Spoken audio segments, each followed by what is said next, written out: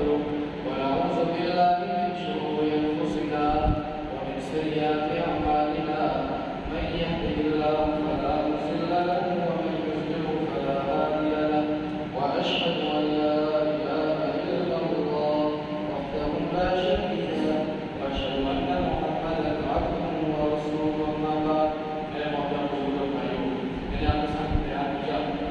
کیا وجوہات ہیں کون سی ایسی چیزیں ہیں جس کی وجہ سے یہ مہینے یہ 10 دن افضل ہے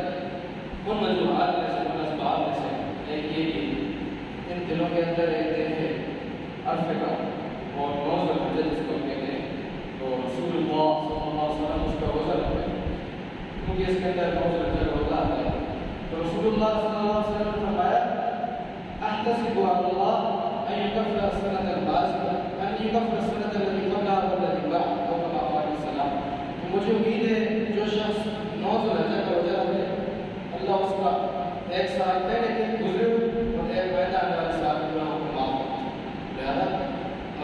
9 ذوالحجہ جب آئے تو آپ روزہ رکھیں اپنی پاکستان کی جب 9 ذوالحجہ ہو اس تاریخ کو ہر ملک اور ہر جگہ کے حساب سے مہینے کے حساب سے وہی دن بن جائے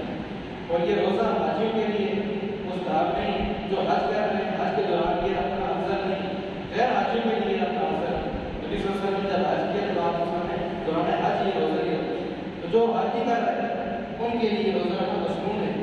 ایک گزشتہ سال اور ایک آئندہ سال کا گناہوں کا کفارہ ہے اس وجہ سے بھی کیونکہ یہ 10 دنوں کے اندر ہر قسم کی عبادت جمع ہو جاتی ہے اس کے اندر قربانی اس کے اندر حج آ گیا اس کے اندر دیکھیے صدقات و خیرات آ گیا انہی 10 دنوں کے اندر روزے کا عمل آتا ہے انہی 10 دنوں کے اندر ہم نماز کو پورے سال پڑھتے ہیں حافظ ابن حجر رحمۃ اللہ علیہ بہت بڑے محدث فرماتے ہیں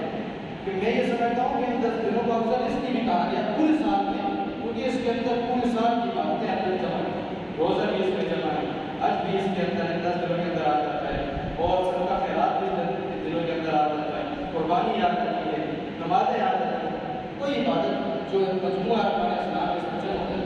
میرے محمد بزرگ بھائی اس بات کو خیال کرنا چاہیے اسی طرح ایک آپ کے مسئلہ بیان کرنے کی بات ختم کرتا ہوں کہ رسول اللہ صلی اللہ علیہ وسلم نے ارشاد فرمایا جو شخص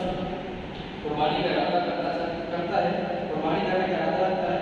اگر یکم ذوالحجہ شروع ہونے سے پہلے لے کر اور قربانی کرنے کا اس کو چاہیے کہ وہ اپنے بال کو ناخن نہ کاٹے لہٰذا جس نے قربانی کرنی ہے اس کو چاہیے اپنے بال ناخن یکم ذوالحجہ سے پہلے لگے کاٹ کے تلاش کریں اور جس نے قربانی کرنی ہے اس کو یہ لازم ہے کہ وہ پھر ان 10 دنوں کے اندر اپنے بال اور ناخن بنا پوری جسم سے اگر کوئی بھول بھی کر لیتا ہے اس میں کوئی حرج نہیں لیکن جان بوجھ کر اس سمجھ سے بیٹھنا ہے وہ شخص جو قربانی کرنا چاہتا ہے تو اللہ سے دعا اللہ تعالیٰ ہمیں آپ کا بات کو مسائل کو سمجھ کر عمل کرنے کا انتظام کرنا ہے اب یہ 2 دن رہتے ہیں ہمارے دوست بچے شروع ہے تو